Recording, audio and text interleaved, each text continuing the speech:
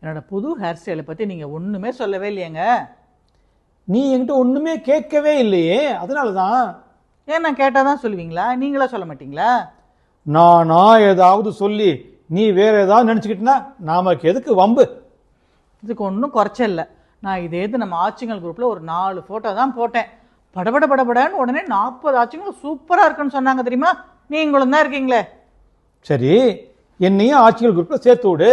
யாராவது ஆட்சிங்க ஃபோட்டோ போடட்டும். நானும் படப்படன்னு 40 என்ன 400 கமெண்ட் போடுறேன்.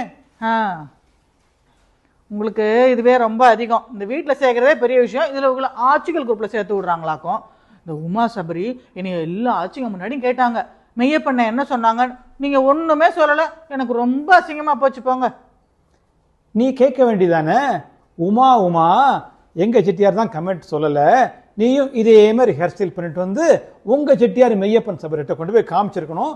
அப்பா அவர் என்ன சொன்னார்னு அதை என்கிட்ட வந்து சொல்லுன்னு சொல்லியிருக்கணும்.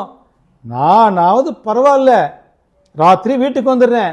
அந்த மெய்யப்பன் சபரி என்ன பண்ணுவாராம், ராத்திரி ஆஃபீஸ்லேருந்து கீழே இறங்கி வருவாராம், காரில் போய் தூங்குவாராம். அப்போ திரும்ப காலம்பரை மேலே மாடியில் போய் ஆஃபீஸில் போய் வேலை பார்ப்பாராம். இது எப்படி இருக்கு? டிப்ரெஷன். இதுக்கு ஒன்றும் குறைச்சல.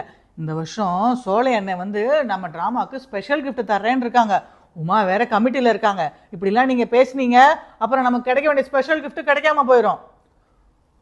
ஓ, அதான் நேற்று சாயந்தரம் நான் சோலையை டே டு டே கிட்ட பார்த்தேன். சாலையோரம் சோலையொன்று போகும் அப்படின்னு போயிட்டு இருந்தாரு. நமக்காக ஏதோ எதை எடுத்தாலும் 5 ரூபான்னு ஒரு கிஃப்ட் வாங்கியிருப்பாருன்னு நினைக்கிறேன். யாருன்னு பாப்போம் சார். நறுமணம் மிக்க இந்த பொருளின் ஆரம்ப விலை 500 நயா பைசா, 50 10 காசுகள், ஆக மொத்தம் 5 ரூபாய், 5 ரூபாய். உங்களுக்குலாம் அதுவே அதிகம் தாங்க. சரி, அது இருக்கட்டும். உன் ஹேர் ஸ்டைலை பற்றி இவ்வளோ பேசுறியே, நான் ஒரு ஹேர் ஸ்டைல் இவ்வளோ நாளாக மெயின்டைன் பண்ணிட்டு இருக்கேனே, அதை பற்றி நீ என்ன நினைக்கிற?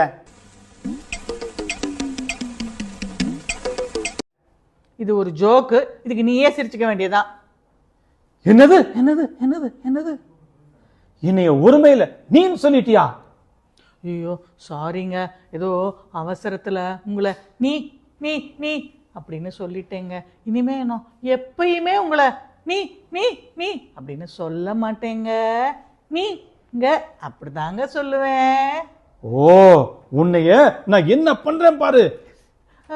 வேணா நீங்க என்னை ஒரு தடவை நீங்கன்னு சொல்லிக்கிறீங்களா? அது அந்த பயம் இருக்கட்டும். டேய், நம்ம கட்சியில சிறப்பா வரமாட்டேன்னு வம்பு பண்ண ஒரு 5 பேரை வழக்கு டைமா செத்துமே எங்க அவனுங்க? இந்த வந்திருக்காங்களே. வாங்க தலைவரே. தூக்கிட்டு வந்தாலும் கட்டுக்கூப்போட காலில் விழுகிறீங்களே. அட, என்ன ஆட்சி ஆனா ரொம்ப சந்தோஷமா பேசிட்டு இருக்க மாதிரி இருக்கே. தம்பி, காமெடி வேண்டாம், நான் சொல்லிட்டேன். நானு காமெடி பண்ணாதேன்னு சொல்லியிருக்கேன் நானு. ஆமா, இந்த வீக்கெண்டு என்ன பண்ணலான்னு டிஸ்கஸ் பண்ணிக்கிட்டு இருந்தோம். நாங்களும் அதை பற்றி தான் பேச வந்திருக்கோம். இந்த வீக்கெண்டு ரொம்ப வீக்காக போயிருமோன்னு ரொம்ப பயமாக இருந்தது. ஆனால் நம்ம சங்கத்தில் லக்ஷ்மணன் வந்து ஒரு நல்ல ஆஃபர் இருக்குன்னு சொன்னார். அதை வேணால் ட்ரை பண்ணலாமா? ஏங்க, நம்ம சங்கத்தில் 1000 லக்ஷ்மணன் இருக்காங்க. நீங்கள் எந்த லக்ஷ்மணன் சொல்கிறீங்க? அதான் ஆச்சு, பொண்டாட்டி இடுப்புல தூக்கி வச்சுக்கிட்டு வெளியில கொண்டு போய் விட்டார்ல, அந்த லக்ஷ்மணன் சொல்றாங்க.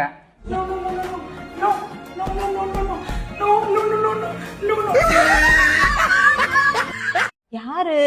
அதான் ஆச்சு, காலையில் எந்திரிச்சோன்னா பொண்டாட்டி பேச்சை கேட்டு ரீல்ஸ் போடுறாரு, அப்புறம் ஆஃபீஸ் போனால் காசி அண்ணன் பேச்சை கேட்டு வேலை பார்க்குறாருல, அந்த லக்ஷ்மணன் சொல்கிறாங்க. அதான்ப்பா, இந்த வருஷத்தில் புருஷன் ஆஃப் த இயருக்கு நாமினேட் பண்ணியிருக்காங்கல்ல, அந்த லட்சுமணன் தான் சொன்னேன். இந்த கிண்டலுக்கு ஒன்றும் குறைச்சல் இல்லை. அந்த மனுஷன் எவ்வளோ உஷார் தெரியுமா? எங்கெங்கே என்னென்ன ஆஃபர் இருக்குன்னு அவர் ஃபிங்கர் டிப்ஸில் வச்சுருப்பாரு. அவரை பார்த்து நம்மெல்லாம் கற்றுக்கணும். ஆமாம்ப்பா, அவர் தான் சொன்னார், தேராவில் ஒரு ஹோட்டல் இருக்கான், அங்கே வந்து ஒரு நாளைக்கு 3999 ரூபா தான் வாங்குறாங்கன்னா ஸ்டே பண்ணுறதுக்கு. ஓ பரவாயில்லையே, 4 ஃபேமிலிக்கும். ஆமாம், வைப்பாங்க 4 ஃபேமிலி கிடையாது, ஒரு ஃபேமிலிக்கு. ஓ, இதில் என்ன பியூட்டி தெரியுமா? அதாவது 2 மணிக்கு செக்இன்னா 12 மணிக்கு செக் அவுட்டான். ஓ, இதுல என்ன பியூட்டி இருக்கு? எல்லா ஹோட்டல்லையுமே 12 மணிக்கு தானே செக் அவுட்டு. அப்போ முத நாளும் சோறு போச்சு, மறுநாளும் சோறு போச்சு. அப்போ எங்கிட்ட ஒரு ஐடியா இருக்குங்க. மத்தியான சோத்துக்கும் கராமால கத்தாத வாடின்னு ஒரு ஹோட்டல் இருக்கு. அங்க 10 பெரியவங்க போனா 5 சின்னவங்களுக்கு ஃப்ரீயா. அங்க போலாமா சாப்பிட? இது என்ன கத்தாத வாடி கத்துற வாடி? எங்க வீட்டில் கத்தி கத்தி கூப்பிட்டாலும் சோறு விட மாட்டாங்க. இங்கே கத்தாமே சோறு போடுவாங்களா? பரவாயில்லையே. ஆனால் 5 பேர் ஃப்ரீன்னு சொல்றிய. அந்த சின்ன பிள்ளைகளில் சோமு 2வது மகன் 1 மட்டும் தான் சரிப்பட்டு வரும். பாக்கி 4 பேருக்கு எங்கே போகிறது? அதை வேற ஞாபகப்படுத்திட்டீங்க. நெஞ்சமெல்லாம் பொண்ணா இருக்கு தம்பி, மறக்க முடியல. அண்ணே, அதுக்காண்டி நம்ம சங்கத்துல இருந்த சின்ன பிள்ளைகளை எல்லாம் கூட்டிகிட்டு வந்துடாதீங்க. இதுக்காகவே நம்ம ரீல்ஸ் தெய்வா, நாச்சம்ம இவங்கெல்லாம் ரெடியா இருப்பாங்க பிள்ளைகளை அனுப்புறதுக்கு. அவங்கள நம்மளால எல்லாம் கட்டி மேய்க்க முடியாதுண்ணே. சரி, அந்த ஹோட்டல்ல முதல் நாள் 2 மணிலேருந்து மறுநாள் 12 மணி வரைக்கும் நம்மலாம் என்ன பண்ண போறோம்? நம்ம என்ன வேலையா செய்ய போறோம்? சும்மா பார்க்க போறோம். இருக்கட்டும், அதுக்கு நம்மளுக்கு என்ன சம்பந்தம்? நம்ம 4 ஃபேமிலிஸ் தான் என்ன பண்ணுவோம்? இதுதான் அந்த உலகத்துக்கே தெரியுமே.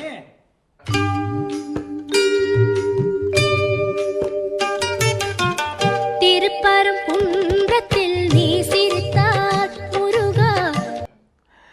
தெரியுமே, நீங்கள்லாம் இப்படி தான் சொல்லுவீங்கன்னு. அதனால தான் இந்த தடவை மாற்றி யோசி பிளானோட வந்திருக்கோம் நாங்களாம்.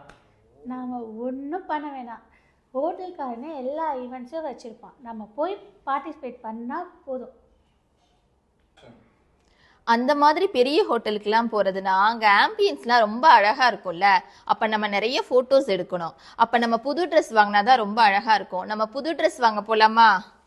அதுக்கும் நான் ஒரு ஆஃபர் கண்டுபிடிச்சி வச்சிருக்கேன். துபாய் அவுட்டரில் மால் இருக்கு. அங்கே போனோம்னா நிறைய நம்மளுக்கு தேவையான ட்ரெஸ் எல்லாம் எடுத்து வந்துடலாம். ஆஃபர்னு சொல்றீங்களே, உள்ளூரில் 50 கிராம் விற்கிறேன்.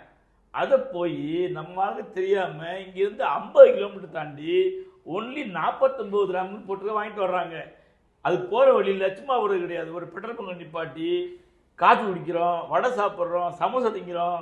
இதெல்லாம் செலவு தானே. என்ன மிச்சப்படுத்துறோம் நம்ம அதில்?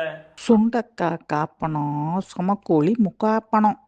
ஆமாம்மா, ரொம்ப சமத்து தான். கூட்டி கழிச்சு பார்த்தா 5000 ஒரு ஃபேமிலிக்கே செலவு வரும் போல இருக்கே. செலவெல்லாம் பார்த்தா ஆகுமா? நம்ம 4 ஃபேமிலி ஒன்றா போய் ஜாலியாக என்ஜாய் பண்ணுவோம்ல, அதை சொல்லுங்கள். நம்ம 4 ஃபேமிலி சேர்ந்து ஒரு நாள் என்ன, ஒரு வாரம் என்ஜாய் பண்ணுறவங்க கிட்ட ஒரு ஐடியா இருக்கே. ஆமாம்மா, தை மாதம் மட்டும் வரட்டும். 4 ஃபேமிலி என்ன 4 லட்சம் பேர் வந்தாலும் சும்மா ஒரு வாரம் களை கட்டும்ல. இந்த 2 காவடி சாமி சேர்ந்து என்ன பிளான் பண்றாங்க தெரியுமா? இந்த வருஷம் தைப்பூசத்துக்கு இவங்க 2 பேரையும் கூட்டிட்டு போனாங்க. அடுத்த வருஷம் தைப்பூசத்துக்கு நம்ம 4 பேரையும் கூட்டிட்டு போறதுக்கு பிராக்கெட் போடுறாங்க.